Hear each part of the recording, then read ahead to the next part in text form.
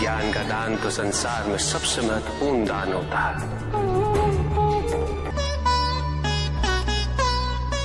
और ये निस्वार्थ सेवा संसार पे बहुत बड़ा उपकार है। प्रत्येक समाज में ये विद्वानों का दायित्व बनता है कि वो निर्भीक होकर अपने समाज को उचित दिशा दिखाएं, समस्या का समाधान करें और प्रत्येक नागरिक को शिक्षा का अधिकार दिलाएं और शिक्षा व्यवस्था में अपना अपना योगदान दें। ये मात्र भय है, अन्यथा विचारों की स्वतंत्रता भी कोई छीन सकता है? कभी नहीं। आप सभी ने अपने स्वार्थ और अपनी सुरक्षा के अपने अपने दायित्वों का परित्याग कर दिया, किंतु स्मरण है, यदि आज आप सब ने बलिदान नहीं दिया तो आने वाले समय में इसका परिणाम आपकी संतान को भुगतना होगा।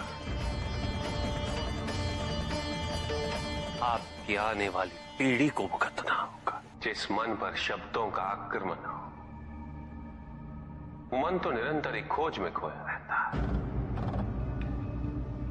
कभी शास्त्रों में, कभी पर्वतों पर, कभी समुद्र के किनारे, तो कभी तीर्थ स्थलों पर, कभी मंदिरों में, कभी वन में। किंतु जो वो खोज रहा होता है वो कभी मिलता नहीं, क्योंकि मन तो अभी भी स्थिर नहीं। वो व्यक्ति जहां भी रहे पुत्र, जहां भी जाए और जहां भी खोजे। तुमने भी सदैव शब्दों पर ध्यान दिया है कार्तिक, भले ही वो मेरे शब्द हो या किसी और की। तुम्हारी प्रतिक्रिया तो उन शब्दों पर ही आती,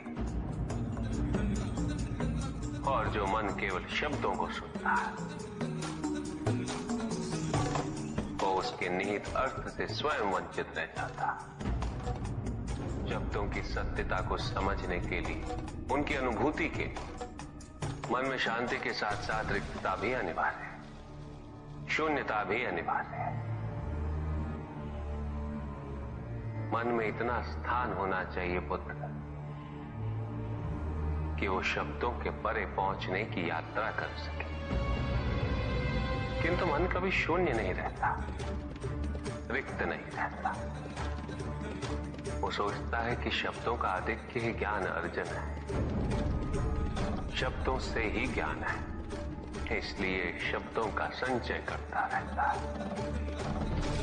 मन ये नहीं जानता कि परम ज्ञान तो शब्द अतीत है, एक अनुभूति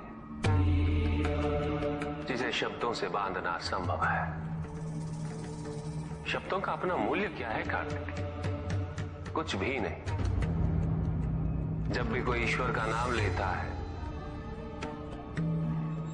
तो क्या ईश्वर मात्र एक शब्द में ही सीमित हो जाते? नहीं, यहां शब्द सत्य नहीं, सत्य है वो अनुभूति जो इन शब्दों में विद्यमान है। यदि शब्द ही सत्य होते तो मात्र भोजन कह देने से व्यक्ति की क्षुधा शांत हो जाती। इसीलिए महत्ता शब्दों की नहीं पुत्र, उस अनुभूति की है जो उन शब्दों से संबद्ध है।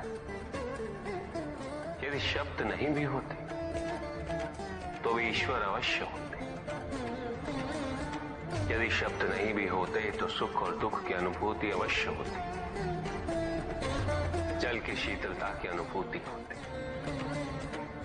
सूर्य की ऊष्मा और चंद्र की शीतलता की अनुभूति होती, प्रेम की अनुभूति होती।